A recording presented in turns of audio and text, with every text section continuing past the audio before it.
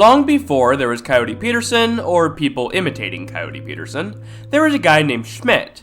Justin Schmidt, to be exact. Anyways, Mr. Schmidt is probably one of the most important people in modern entomology, at least in my barely informed opinion, and chances are that you're probably familiar with his work. If you haven't already read the title of this video, he's the creator of the Schmidt Pain Index, one of the most bizarre but useful indexes ever created.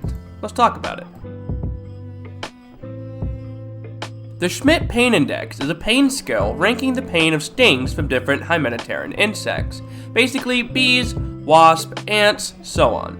This scale goes from 1 to 4, 1 being and 4 being, oh dear God, everything hurts, my arm is on fire, tell my family I love them, I'm going to die.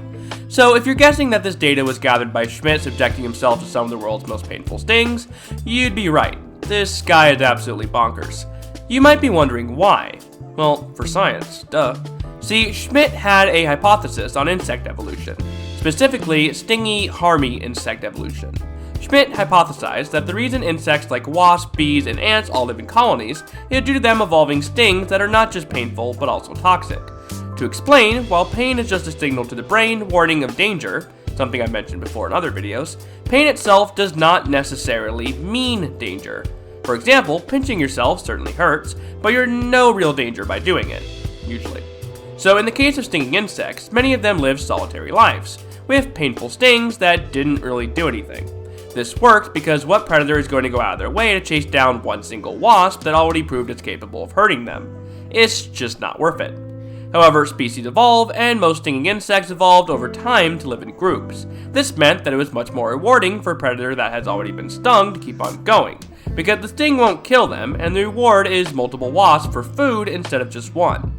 To combat this, the insects that live in groups evolved to also have toxic stings that are not just painful, but potentially deadly. The reason pain needs to be measured here is because it's believed that how social an insect is ties into how painful their sting is, and by measuring it, it helps work out the hypothesis and confirms that hymenopteran insects evolved this way.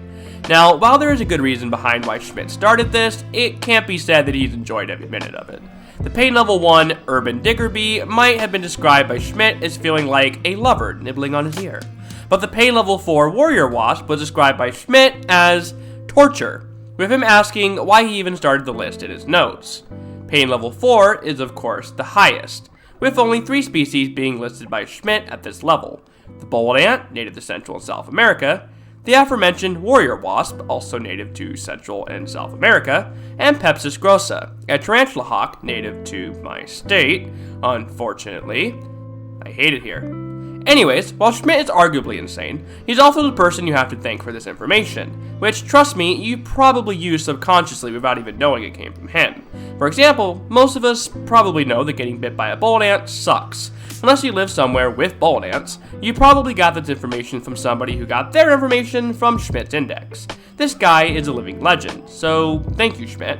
Thank you guys for watching, and until next time, take care. Oh, and go get stung by a tarantula hawk sometime, I heard it's fun.